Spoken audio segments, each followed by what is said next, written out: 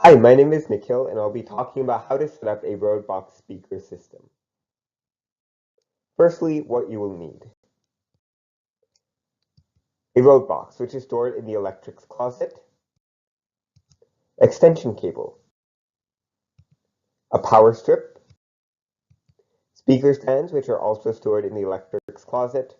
Gaffer's tape, which is optional but highly recommended. And an audio source, and all the necessary cables in order to connect a phone, laptop, or microphone to the mixer and ultimately the speaker. To set up, firstly, open the box, which you can do by undoing the clasps on the side of the box. Once you open the box, you'll see speakers, a mixer, speaker power cable, XLR cables, and board power cable. And these will be used to set up the speakers. So firstly, start off by plugging in the power strip, and then using gaffer's tape in order to tape down the cables.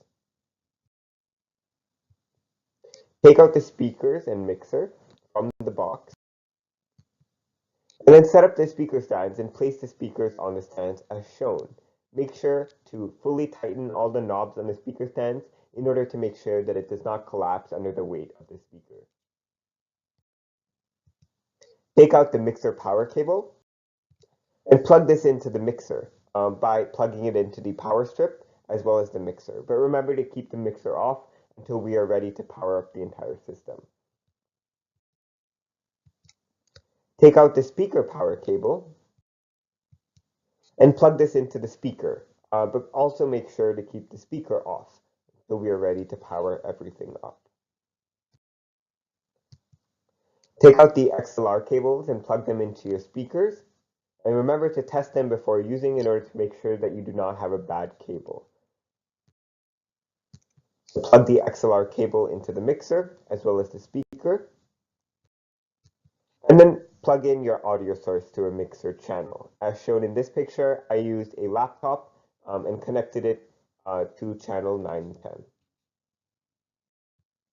So now to powering up. Remember to turn on the mixers first and speakers last in order to avoid damaging the speakers. And once you've done this, then you can turn on the channel that your audio source is plugged into and then raise the sliders for both that channel as well as the stereo out slider. You should now be able to hear the sound that you're playing on the audio source. If this is not the case, then here are a few ways that you can troubleshoot your problem. So if there's something wrong, ask these questions. Is everything plugged in? Make sure that your speakers are plugged into the mixer, that all the power cables are plugged in, that your audio source is plugged into the mixer as well. Is everything getting power? Just like before, make sure that your power strip is turned on, that your extension cable is plugged in, and that your speakers and mixer are both getting power. If you're using a microphone, is it switched on? Many times the microphone can be switched off and therefore not producing sound, so make sure that it is switched on and connected to the mixer. Do you have a bad cable? Sometimes the XLR cable may be bad and can sometimes produce a hissing noise. So if this is the case, replace the cable, make sure to test it before using it and see if that fixes the problem.